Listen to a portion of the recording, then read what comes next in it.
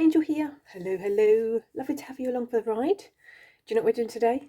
We're doing a new hashtag. Well, actually, it's not new. It's an older hashtag. Okay, I'm resurrecting, easy for you to say, a hashtag. Hashtag decks I would repurchase. This is a VR2 Astral Lady Tarot. I've got quite a few decks to show you. Let's do this.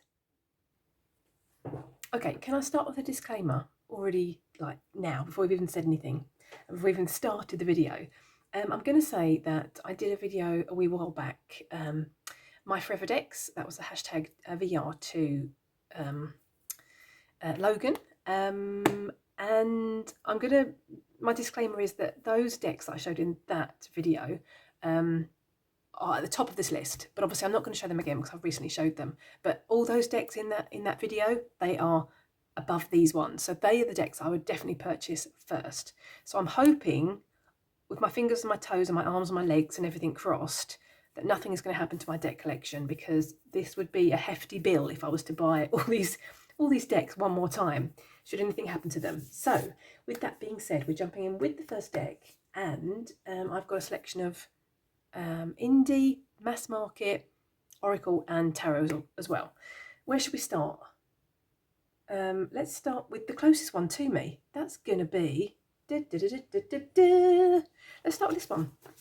These are, if you told me that these were decks I wanted to repurchase, or at least this one, I would have laughed in your face about 3 months ago, because I would never have believed it. This one sat on my tarot shelf for a long time. I purchased it because I was very curious, you know, that people either loved it or they hated it. The Wild Unknown Tarot. This is the mass market edition. And then I even have the Faceted Garden Oracle. Just FYI, these are the only ones that are in their boxes, I think. Everything else I've prepared. Beautiful rainbow gilding on these. This is an indie deck. These are the backs. And yeah, and then about 3 months ago, I just got another flash of inspiration that I wanted to use this and this deck with my birch tree practice that I've started. I was really interested in the birch tree energy, and I wanted to connect with the energy outside in nature, and I wanted to take a deck with me. And this deck, when I was standing looking at a birch tree, and I was looking at the lines on the birch tree. I'm going to put a picture in here so you know what I'm talking about. And this deck suddenly popped into my mind because of all the line work in the deck. And I was like, yes, of course I should be using the Wild Unknown for this practice, for this new practice I want to start. And that's what I did. So I've been out in the woods several times with my decks, you know, sitting at my newly found, much loved nature altar, which is actually a massive stone, a flat stone. So the universe was very kind and placed it in exactly the right spot for me, in front of the tree that I'm trying to connect with. So so these two, if you told me 3 months ago that these would be decks I want to rebuy, I would have laughed at you. But now they are most definitely decks that I would rebuy. So yeah, mass market, indie. Let's pop these out of the way. I usually say that I've got a tower of decks around me, and today I really have got a tower of decks around me. So let's try and make some space. Okay, I think we're going to continue with a mass market deck. Let's do this and this. Are you still there? Are you with me? I think hopefully you are. Okay, this I would say is one of my most favourite oracle decks. This is a Compendium of Witches. This is the mass market version. I've edged mine in like a mustard colour because I love mustard, and I aged it with a bronze pen on my finger, just rubbing it on the edges. I love it. These are in suits. There's 2 suits, and recently I've started to divide the suits. This also comes with another pairing, or as a pairing. This, which comes with this beautiful bag, is the Tarot of Strange Sprouts / Antlers / Branches. This is a French deck. It can be bought on Amazon France, for example, and I absolutely adore both decks, and they work amazingly well together. Yeah, I've gushed about these 2 decks so much already. So you know, if you watch my channel for any amount of time, you'll have definitely seen these decks. I do have quite a lot of earthy decks, which I use actually very often. And I think I've mentioned even about my my tarot cart that sits beside me. These decks are always in that tarot cart. And actually saying that, I think actually all the decks I'm going to show you are generally always in my tarot cart, because they're, you know, they're decks that serve a specific purpose in my practice, and help me connect to to a certain deity, or just a specific practice I work with, and so they're always close at hand, so I can grab for them easily. Love this. Love, love, love. I love the artwork in this, and this is by a creator, Natasha. Oh, holy moly! I'm going to put the name on the screen. I apologise. Anyway, the same artist has created the Witch's Garden Tarot by Llewellyn, and that has been on my wish list for ages, since I've got this deck. I found out that they had also created that deck, and I really wanted it. And it's been on my pre-order list, and it's been sitting there. And then once it came out, I was like, I really like the artwork, but I don't know if I need it. I don't tend to be a fan of Llewellyn decks, so I've got my finger on pause from the buy button just at the minute. So we'll see if that comes into my collection. I love this. We'll take one more, because why not? It's fun to look at the cards. I love this. Actually, I'm going to say that about every single card, because I basically love these decks. So that's those two, both mass market decks, absolute favourites in my collection. I would definitely be dashing off to the shops, or buying them on Amazon should anything happen to those two copies. Should we go for an indie deck? Let's do that. This is also a pairing. This is the Mother Tarot. I've shown this quite recently on my channel. I haven't edged mine. And I use this with this deck, and this deck is the Sacred Cycles Oracle. And I use both these decks for my Blood Moon cycle practice that I have, and that I work with. I love this deck, and I really love this deck. Now, this deck for me is not, this deck is a winner, and I would want to rebuy it because of the guidebook. I'm going to start flipping some cards and stop, making you look at the same ones. So the keywords, I don't find the keywords as such a great hopping off point. I do really enjoy the artwork of this, but it's the guidebook that really, is the meat and potatoes, I'm going to say, personally for me in my practice. I find this deck also really works well with the Gentle Tarot, for instance. The artwork, it gels really, really nicely. And going to the Mother Tarot, this just totally floats my boat. I love the colours. I love the art style. I really like it that it does go a little bit its own way from Rider-Waite-Smith, I feel personally. And I find this a very intuitive deck. Yeah, I just love it. I should have warned for nudity. Dagnammit. I'll put a note on the screen beforehand. Apologies. But you'll already know this when you're watching this video back. Oh, look. Birch tree. Lovely. Lovely, lovely. So, yeah. Can I read you a little bit from the guidebook? What do you say? Hands up? Hands up for yes? Okay. Hands up for no? Okay. The yeses, they won out. Shall we go with wolf? Let's go with wolf, because I'm a little bit of a lone wolf myself. Let's do this. Dooby dooby doo. Can you mingle for just a wee moment while I find the page? Thank you very much. Okay, number 38. Obviously it's numbered and what's the word? Titled. Okay, wolf. I know who I can trust. As a pack animal, wolf is wise to where they belong in the scheme of things. Deeply dialed into the hierarchical dynamics at play, they know the value of being acutely attuned to the guidance of inner intuition. Wolf is here to whisper a reminder to you to look at your instincts. As the leader of your life, you are being called upon to trust your intuition. While cultural narratives may try to tame you, the energy of wolf calls forward your animalistic instincts, your sixth sense and inner knowing. Following these cues will guide you through life cycles in ways that feel more in flow. Take note at this time of the way you're relating to others and whether you have been trying to pull away as a lone wolf when your pack would be so happy to help you. Oh, holy moly. This feels like I'm being, called out. Allow yourself to be bolstered up by others so you can further tap into the innate impulses that wish to support your body's natural cycles and rhythms from within. Oh, I feel like I've been called out. I really do. Journal prompt: am I following my gut instinct when it comes to making a decision or decisions?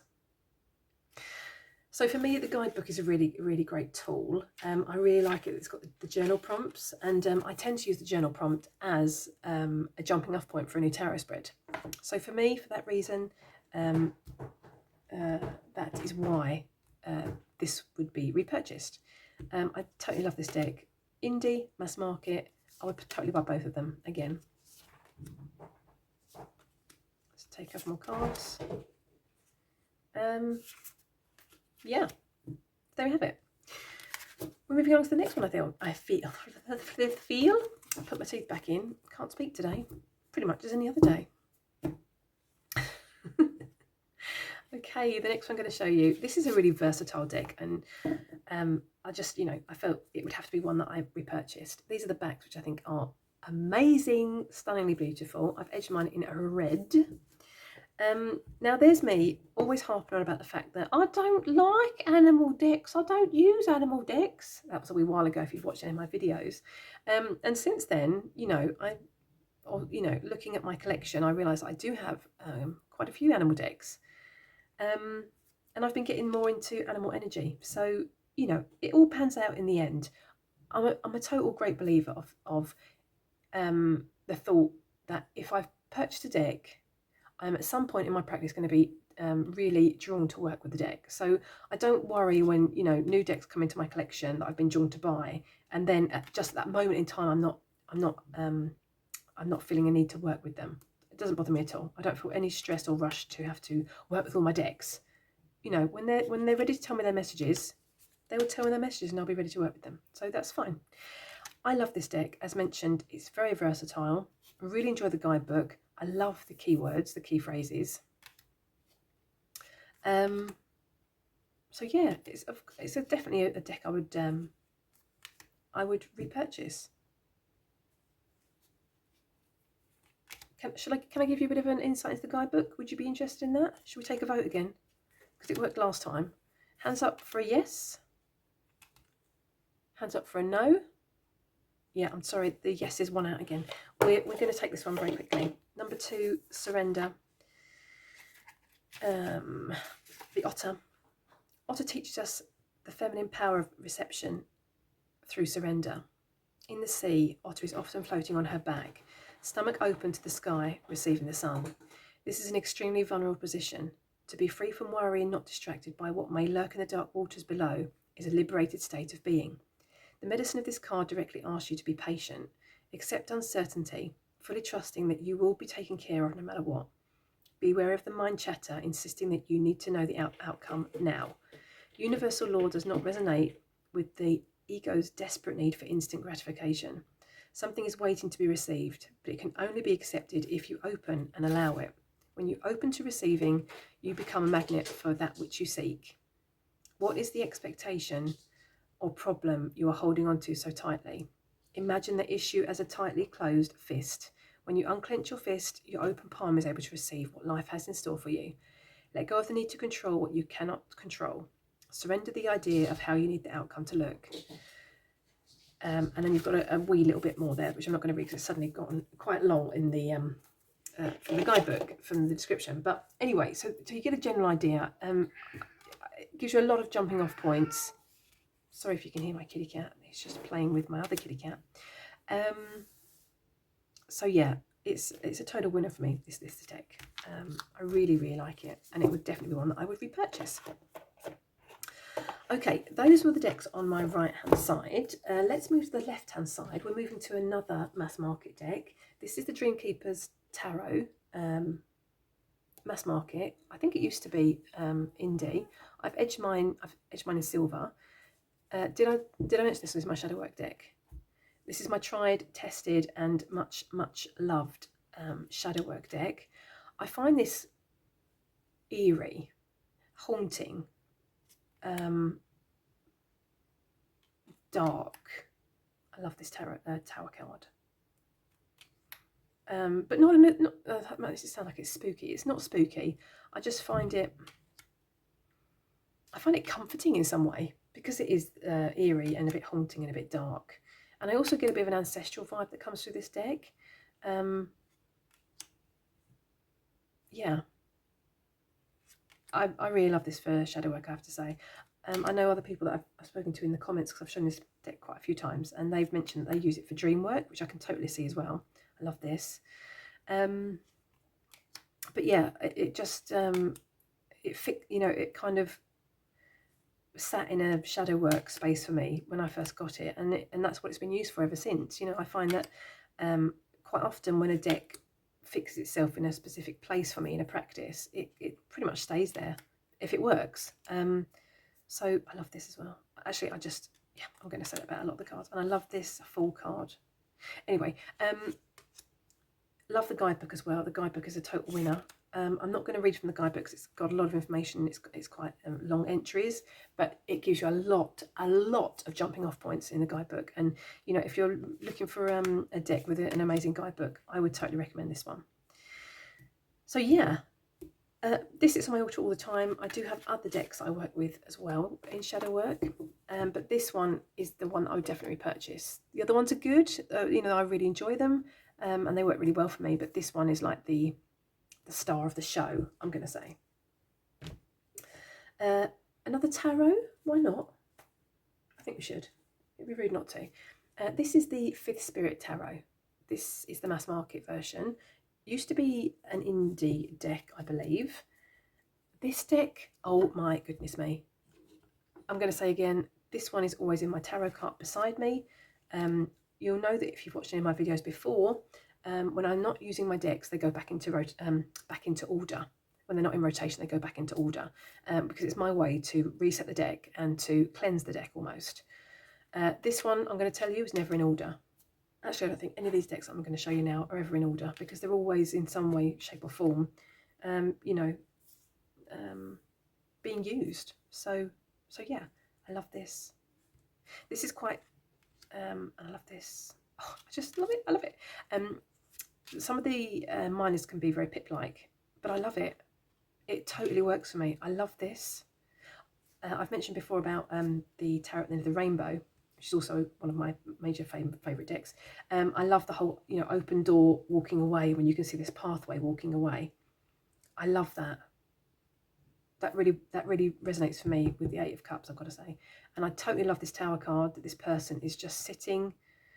They've accepted what's happened, or what is happening, or maybe they even set the fire themselves to burn it to the ground. Maybe, you know, they were empowered enough to take that decision themselves. I don't know, but I love it. Love. Yeah, I so enjoy this deck. And I really enjoy the guidebook. I can't gush about it enough, to be quite honest with you. I love this Fool. So yeah, let's take two more. Okay, three more. Okay, four more. Now we're done. So yeah, I would totally buy this one again. I would, most definitely. Is this going to be an expensive month if these decks suddenly disappear for me? Okay, another Kickstarter that I backed. This is obviously an indie deck. This is the Dream Vision Tarot 2nd edition. It's got this beautiful blue gilding. You know what I'm going to say, don't you? Yeah, I think this is absolutely stunning. Totally love the colours because I'm a colour junkie. Hashtag Colour Me Happy Tarot. And I'm also going to say, which I've mentioned before in another video, that this deck gives me an ancestral vibe, but like a cosmic ancestral vibe. I can't put my finger on it. I still can't put my finger on it. And I've used this deck a lot, but I still can't put my finger on it. But I feel like it connects me to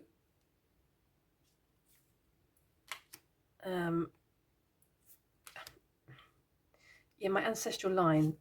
But I can't phrase it any better. My cosmic ancestral line. Yeah, I know it sounds bizarre, but that's the way I feel about this deck. I would definitely I'd definitely rebuy this one.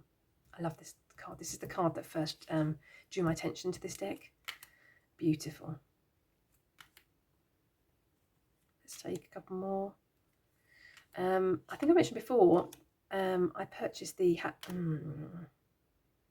Mystic Mondays Tarot before I purchased this one to try and scratch the itch, and that did scratch the itch initially. I wanted to buy the first edition of this deck, but it was too expensive. And so I purchased the Mystic Mondays Tarot.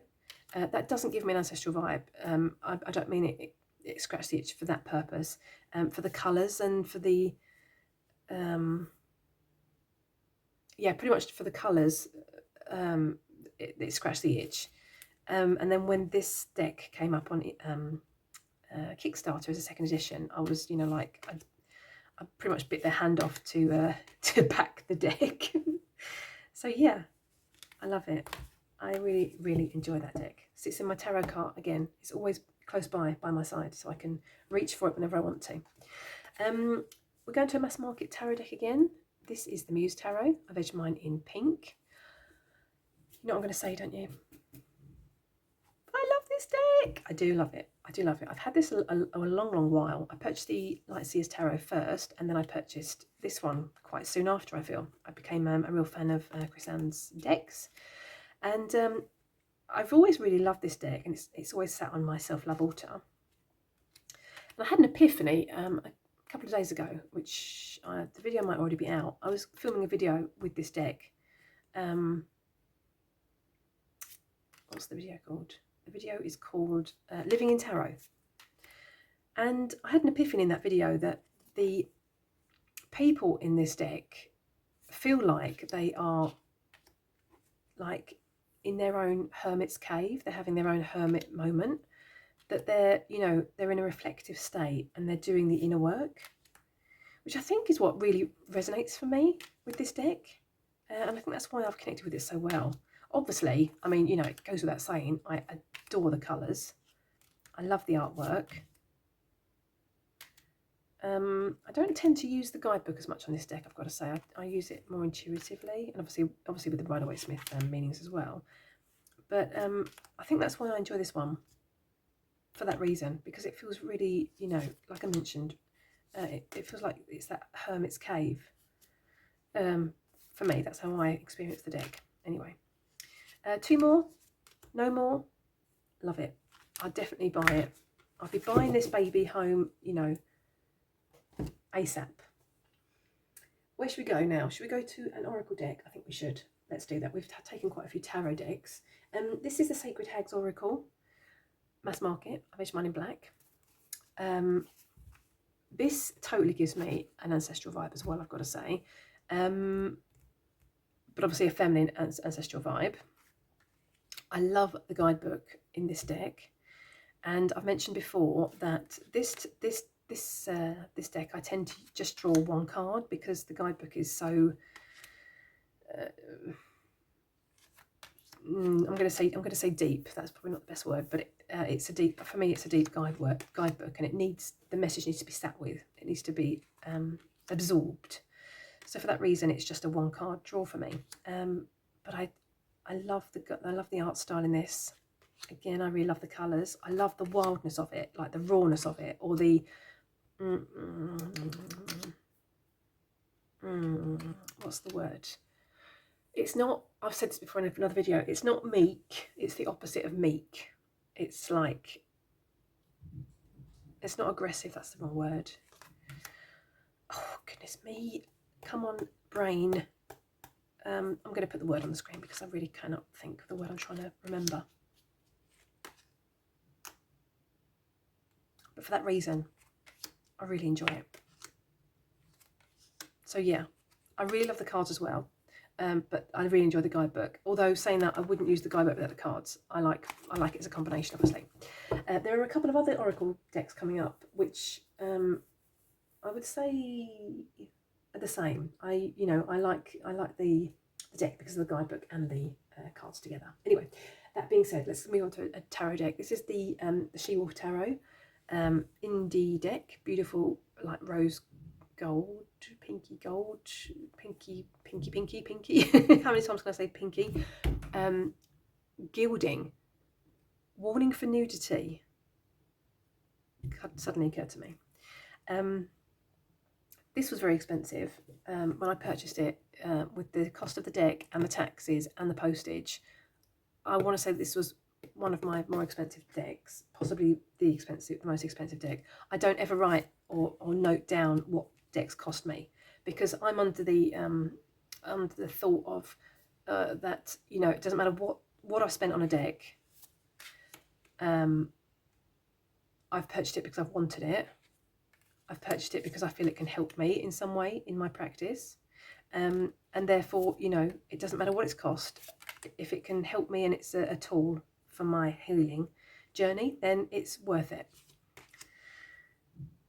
That was a bit of a tangent. But anyway, yeah, I really enjoy this deck. And I'm going to say the same again. I love the colours. I love the Egyptian vibe that's running through the deck. And I love the whole fiery, wild woman. I get a lone wolf vibe from this deck as well. Really enjoy the guidebook. I'm not sure which edition this is. I should have looked it up. Let me see if I can let you know. No, but it says no, it doesn't at all. No, I'm lying to you. I'm not sure which edition this is. I'm going to say, but I think the different editions that are printed have slightly different cards in them. There's slight adjustments to the images of the cards. Yeah, this has got some really strong feminine energy. I love it. I really love it. I feel empowered using this deck. And it's the same again. This one always sits in my tarot cart right beside me, so I can grab for it whenever I feel the need, whenever the need takes me, which is actually quite often. We have 3 more decks to look at, and they are all Oracle decks, and they are all new to my collection. But they have, you know, come into my collection, and they have won their place already in my favourites, and yeah, the decks that I would definitely choose to repurchase. This is the Oracle of the Crystal Skulls. I purchased this beginning of June, and I used it in June, and it's just blown me away. I absolutely adore it. This deck is obviously Crystal Skulls, and they're all named, they all have specific names, and they're all from different people's collections, or they could be from museum collections. They're different skulls that have been made, created, or found. I love Bob, sorry. Bob keeps coming up for me recently. Anyway, what was I saying? I've totally gone off track. What was I saying? Yeah, so I have found right from the get-go with this deck that I draw one card. Look at this Darth Vader, love it. I draw one card at the beginning of the month, and that crystal skull, we're going to say, for instance, Darth Vader, he follows me through the month. So I have him on my altar, and whatever the crystal is, I try to bring into my practice for that month. Let me see if I can find the guidebook. Can I give you a bit of an insight into the guidebook? Am I allowed to do that? Should we take a vote, or should we just take it that everyone's going to say yes? I hope so. Otherwise, you'll have to fast forward. Let's look at Darth Vader, because he's got a very cool name. Okay, so this is the guidebook. You might have seen this in my June favourites, but you know, I'm going to read a different card this time, so you get a bit of a different insight into the guidebook. Small picture, so you can see what the card is. It tells you when it was sculpted. So Darth Vader was sculpted in 1926. Tells you what it's made out of, which is obsidian, which chakras it relates to, which is the first and the third. And then it tells you what obsidian is used for, or what it can be, it can resonate with.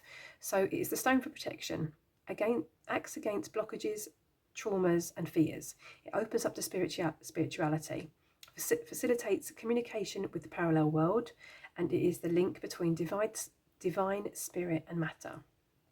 Then it tells you what the crystal weighs, and then it gives you a bit of a message. So it says that this is the only modern skull in Yoki's collection, who is Darth Vader's guardian, which I'm going to go into in a second, named Darth Vader. It was carved from obsidian in Germany in 1926. It is very popular with children who love it because of its Star Wars look.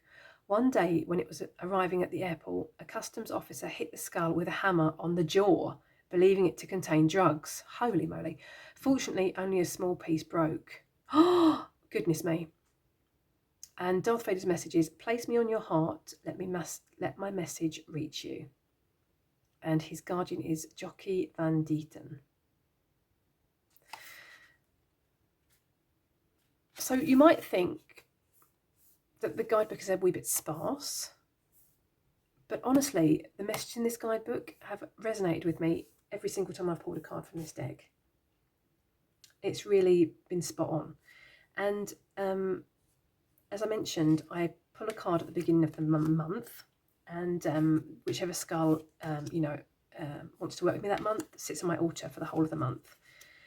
And it's just been so spot on. The message is really, at the end of the month when I reflect back and I think, let's take a look back in my journal and see what's happened for the month, and have my monthly favourites and reflections.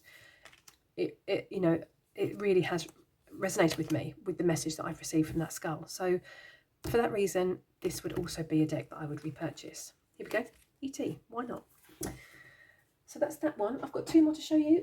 This is another one that was quite a new deck in my collection. The Wild and Sacred Feminine deck. I have a walkthrough of this on my channel a few months ago, if you want to go and look back at that. This guidebook is absolutely amazing. I would definitely recommend it. I'm going to show you a few of the cards, and I'm just going to give you a bit of an insight into the guidebook as well. I hope you don't mind. Otherwise, you can skip forward, obviously, when I start reading from the guidebook if you'd like to. I love this. I love this deck, and it pairs again really well with the Gentle Tarot. The artwork and the vibe of the deck works really well with it. Now, this deck is separated into several different categories. I'm going to go through those for the guidebook in a second, just to give a bit of an idea. And I'm sure you can definitely find this as well on other people's channels, that have done walkthroughs and, gone through the guidebook. Otherwise, you're very welcome to go through or take a look at the walkthrough that I did on my channel. So you've got goddesses in this deck. You've got animals, I believe. And then you've even got archetypes, I want to say. I'm going to go for the guidebook in a second. Let's do that right this second. This card has been stalking me, I have to say.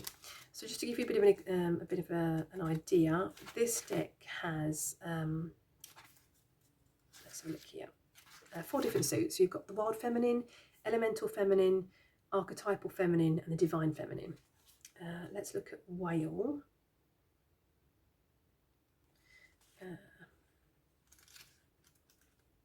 And let's give a bit of a read. So I tend to use this deck in, I tend to pull one of these cards first and then build my tarot spread around this deck. So it says Whale Memory. If you've ever sighted whales surfacing from fathomless depths, you will recognise that pulling this card is an encounter with timelessness. Whale's magnificent size conjures a time before time when the earth was being made. No wonder these sentient kin, believed to have once lived on terra firma, are rewarded in awe as supernatural beings throughout history. Whale is guardian of the profound and ancient knowledge encoded in the evolutionary story of Mother Earth. Her appearance beckons you beneath the surface to remember your own deeper wisdom. Hearing Whale's call, your memory stirs. Through her echoing voice, Whale has stories to tell. Listen, if you've forgotten where you've come from, now is the time to recollect. Talk to the oldest of them all. Dive into the mythologies of your ancestors. Follow the spiraling migrations that reveal the history of your belonging. Through mysterious waters, Whale's protections kept your forebears safe. They wrap around you now as you look into the past to recall fragmented wisdom. As memory keeper, Whale's medicine swirls around sound. These complex song lines continually evolve according to some underwater secret, yet they are sung in chorus across thousands of miles. Recall them as you too descend from wise beings who knew the power of song. And it says, gather your circle to chant, praise and prayer. Singing together transmits age-old healing waves out to all creation. Sound also transforms through deep listening. Tune your ear to notes that plumb the substratum of remembrance. to recover the bones of your story and their embedded wisdom. Ride on the back of Whale's otherworldly soul. So that's a really deep guidebook, I feel, and it gives you a lot of jumping off points for tarot spreads or for journaling, which I think is just amazing.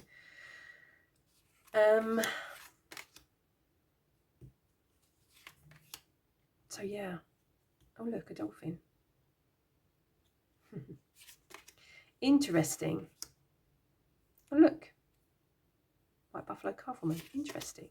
So yeah, so that's that one, and I've got one last one to show you, which is also quite a new one in my collection, but it's being used this month in June. This is the Canter G Oracle. I want to say it's called Canter G. Apologies. The guidebook on this is phenomenal. These are the backs, which are also beautiful. These are the fronts.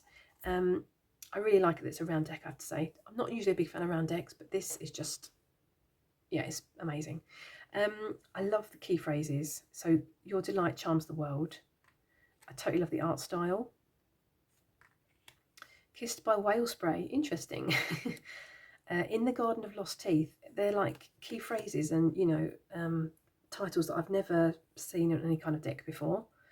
The Exploding Star. The Self-Seeing Eye. This is one of the first cards I pulled in the deck, which also sat on my altar actually for the whole month. Your ears become a butterfly. Fall in the paw.